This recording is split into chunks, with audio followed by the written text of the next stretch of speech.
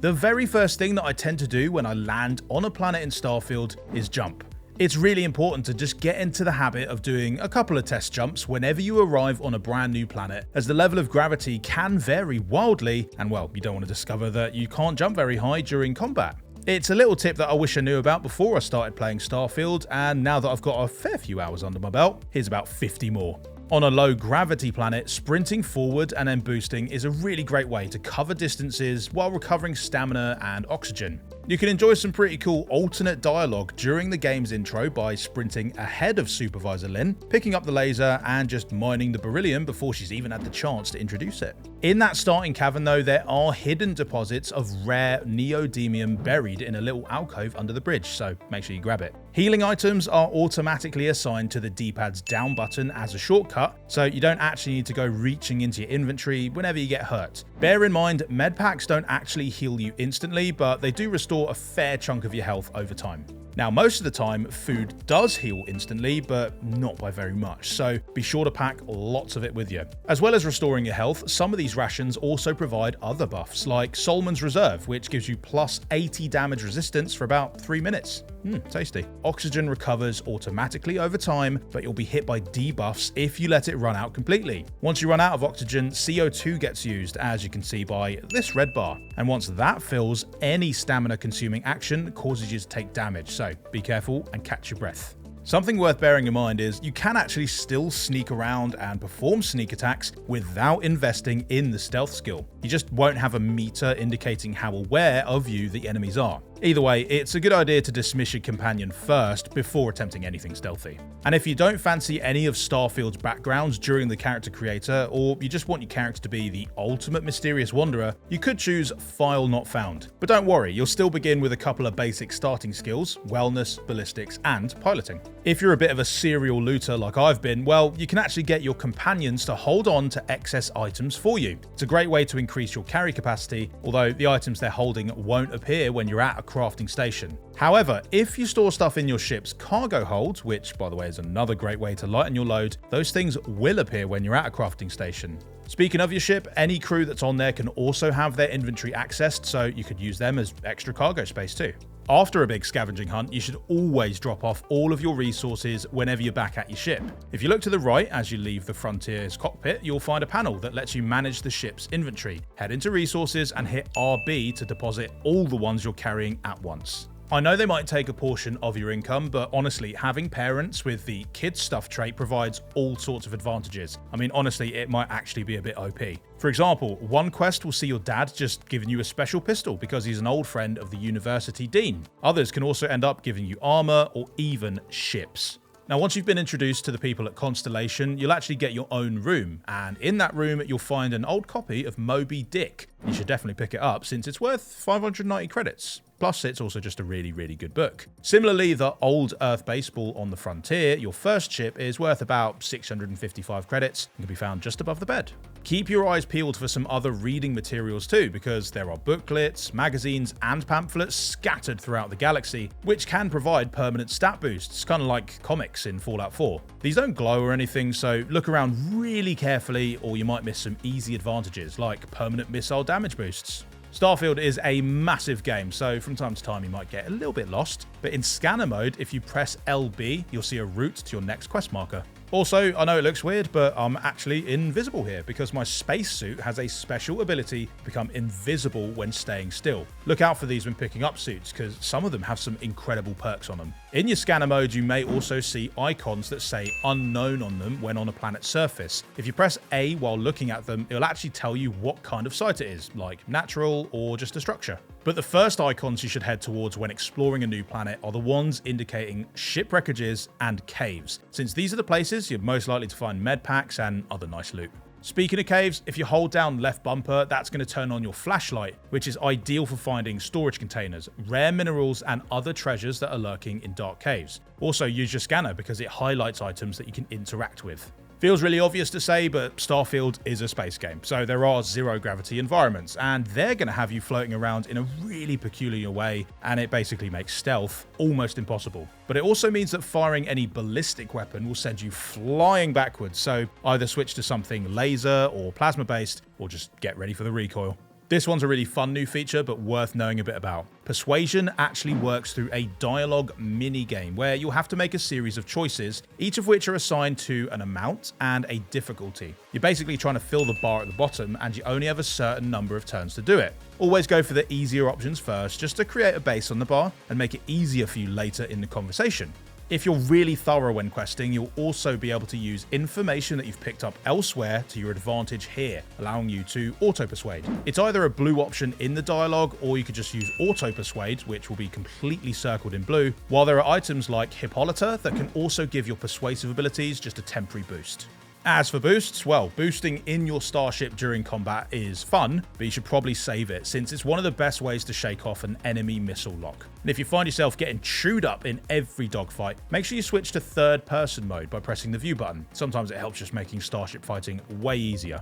After your ship's been banged up a bit, you'll actually be able to repair it at most civilian outposts for just 1,000 credits. And you'll also find mission boards if you want to earn some of those credits back. Doing little jobs here and there, like transporting miners from Cydonia early in the game, is a really quick way to make money, and it will also help you fill out your star map, providing you with more places to jump to. This one is so important for ship combat, and I always kick myself when I forget, but if you see ship parts anywhere, make sure you grab them, because you actually use them during space combat to repair your ship's hull. But they do weigh quite a lot, 10 mass each, so be sure to drop them off into your ship's cargo as soon as you can. In starship fighting, you have 6 options for where to route your power to. Normally it'll be things like engines, shields, grav drive, and your weapons. Do not take away anything from your shield, especially early in the game. It's just not worth it and you'll get blown to smithereens. You can keep your grav drive clear unless you're of course needing to power it up, because otherwise it's just sitting there wasted when you probably could have powered up your weapons.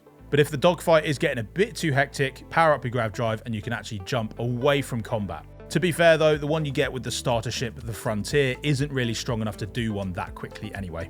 Now, I bet a bunch of you would make this mistake if I didn't tell you about it, but let's say you've just picked up a boost pack, but you can't seem to actually boost. Well, that'll be because you also need to spend a skill point on boost pack training, which is in the tech section on the basic tier. You'll then be able to rank this up with more uses, but it's pretty essential as an early skill, so pick it up straight away.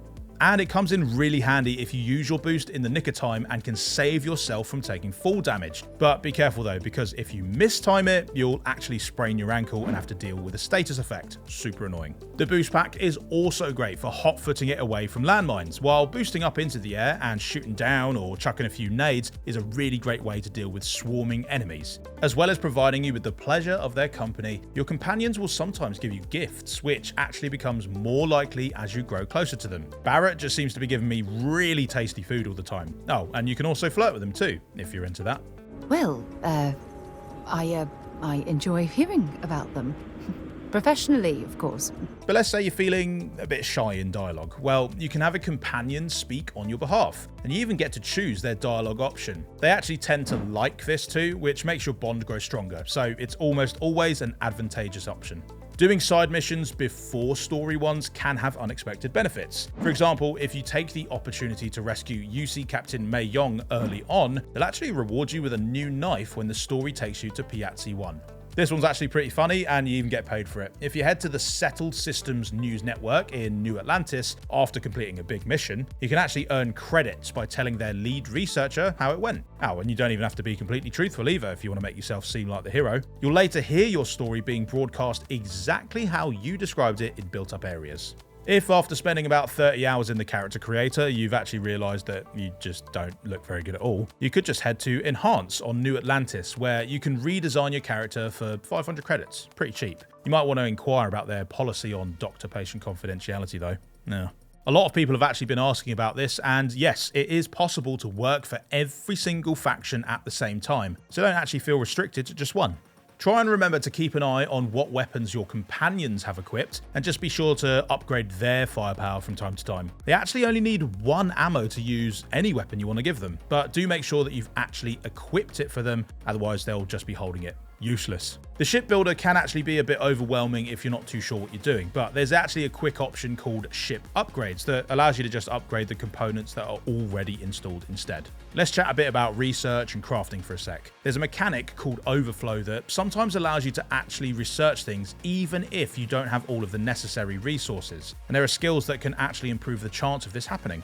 For the explorers out there, if you take a complete ecological survey of a planet, you'll be rewarded with a survey slate. You can just sell it to any vendor, but your former pirate pal Vladimir, who's stationed on the Eye near Jemison, will pay a mighty good premium for it.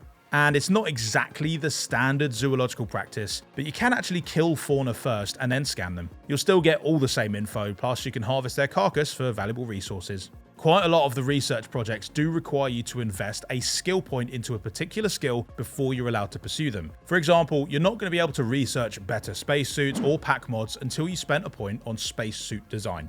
If you need certain materials for crafting or research projects, pressing X will actually track those ingredients and resources so that when you see them in the wild, a big blue magnifying glass will appear right next to them. Very helpful. Anytime you approach a major settled planet, you'll be scanned by the local authorities for contraband, and you'll have to pay a fine or fight your way out if they find anything. However, there are shielded cargo holds which allow you to smuggle your stuff through undetected. There are also certain perks which increase your chances of sneaking it by as well. You might have seen that there is lockpicking and there is a lockpicking skill, but you actually don't need the skill to pry open novice level locks, but you will need to sink skill points into it if you want to take on the tougher ones, just like in Fallout.